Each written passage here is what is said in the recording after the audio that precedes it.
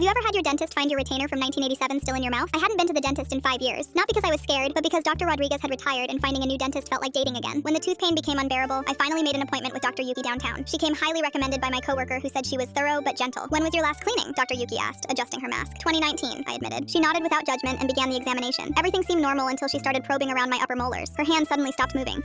She said, which is never good to hear from any medical professional. Have you been wearing a retainer? Not for decades, I said through the dental instruments. I had braces in middle school. She called her assistant over. Can you bring the small camera? They huddled together looking at the screen. Ms. A. Peterson, when exactly did you have braces? 1985 to 1987, I said, starting to worry. And you wore a retainer after? For maybe 6 months. I kept losing it, so my orthodontist made me one of those permanent ones glued behind my teeth, but that was junior high. Dr. Yuki gently touched something with her tool. The permanent retainer. Is it still there? No, it fell out years ago. I remember eating taffy at the state fair and it just popped off. She exchanged a look with her assistant. I need to show you something. She positioned the camera and turned the screen toward me. There, covered in decades of tartar and barely visible, was a thin metal wire running behind my upper teeth. That's your retainer from 1987. It never fell out. I stared at the screen. That's impossible. I felt it come out. I even threw it away. What you threw away was probably a piece of it, she said carefully. The rest has been there for 37 years. The room went quiet. I've been walking around with orthodontic equipment from the Reagan administration in my mouth. Both Reagan administrations, her assistant added unhelpfully. Dr. Yuki started documenting everything. This is remarkable. It's completely calcified. Your mouth essentially built a wall around it. It's like dental archaeology. Can you remove it? I asked, mortified. Oh yes, but I need to call Dr. Patel from periodontics. He'll want to see this. Within minutes, 3 more dental professionals had crowded into my tiny examination room. They were taking photos and discussing my mouth like it was a fascinating museum exhibit. 37 years, Dr. Patel kept saying. The Olympics have happened 9 times since this retainer was installed. The Berlin Wall came down after this was put in, another dentist added. Dr. Yuki began the removal process, carefully chipping away at decades of buildup. There have been 5 different presidents since this entered your mouth. The internet didn't exist, neither did text messaging. As she worked, more facts emerged. This retainer has been in your mouth longer than most of my hygienists have been alive. It predates the Hubble telescope. The first Harry Potter book hadn't been written yet. Please stop, I begged through the suction tube, but they were on a roll. This retainer is older than Taylor Swift.